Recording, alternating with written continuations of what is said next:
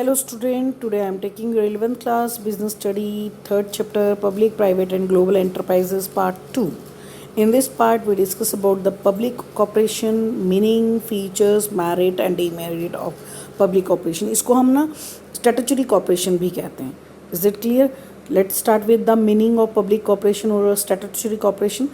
Public corporation is an autonomous organization which is established by a special act of the central or the state legislators. This special act defines all the powers, duties, functions, immunities, and the pattern of management of this business. This is also known as statutory corporation.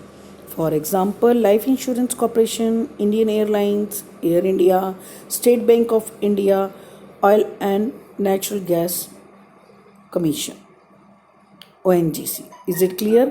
आपको समझ आ गया कि public corporation एक वो type की public organisation है जो कि स्पेशल एक्ट पार्लियामेंट में पास करके बनती है, चलाई जाती है, कंट्रोल होती है और उसी एक्ट के अकॉर्डिंग ये काम करती है, क्योंकि उस एक्ट में इसकी सारी powers, duty, function, immunities, pattern define होता है और एक्ट के अकॉर्डिंग ही काम करेगी. इसीलिए इसको हम पब्लिक कॉर्पोरेशन कहते हैं. स्टैट्यूटरी कॉर्पोरेशन मीन्स लॉ के द्वारा एक स्पेशल लेजिस्लेशन लॉ बनाकर इसको स्टैट्यूटरी रूप से इंडिपेंडेंट बॉडी बनाकर बिजनेस को स्टैब्लिश किया गया. फीचर्स ऑफ स्टैट्यूटरी कॉर्पोरेशन, पहला है फॉर्मेशन. ठीक है, स्पेशल एक्ट फॉर्मेट किया जाता है और ये एक्ट कहाँ पे पास होता है? पार्लियामेंट में. कौन करता है? Central and state government legislators मिलकर ये एक्ट पास करते हैं. उसके अकॉर्डिंग ये बिजनेस बनाया भी जाता है, स्टैब्लिश किया जाता है, रन किया जाता है, मैनेज किया जाता है, कंट्रोल किया जाता है. Everything is done by the that legislator.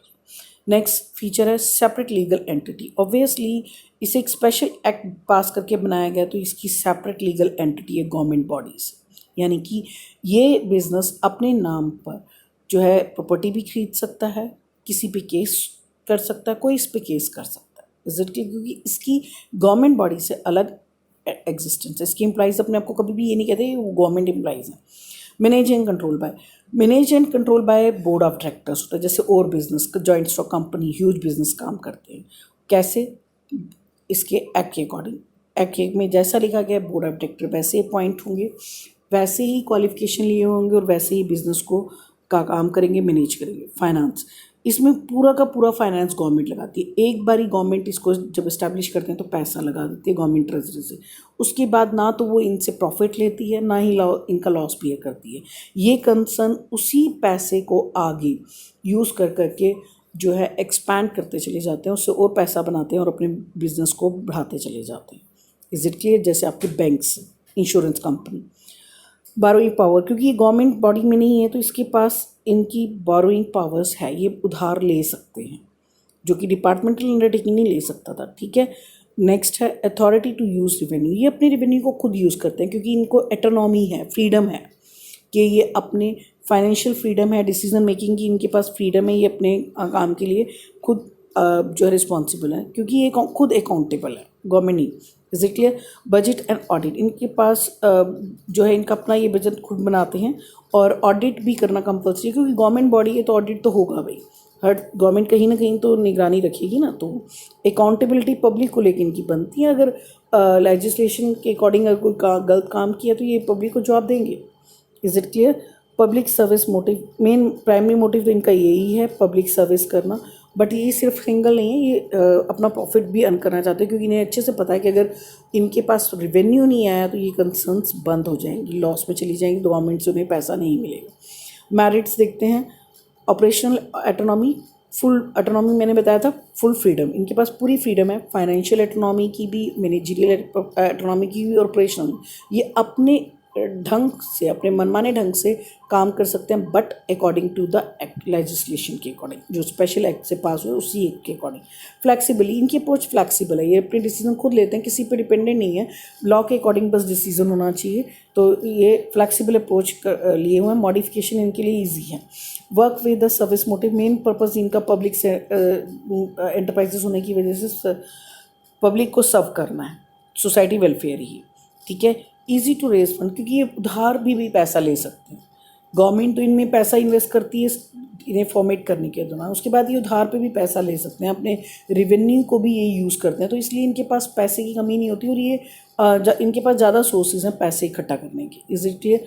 Accountability public को लेके बनती है क्योंकि कहीं ना कहीं ये पब्लिक एंटरप्राइजेज है।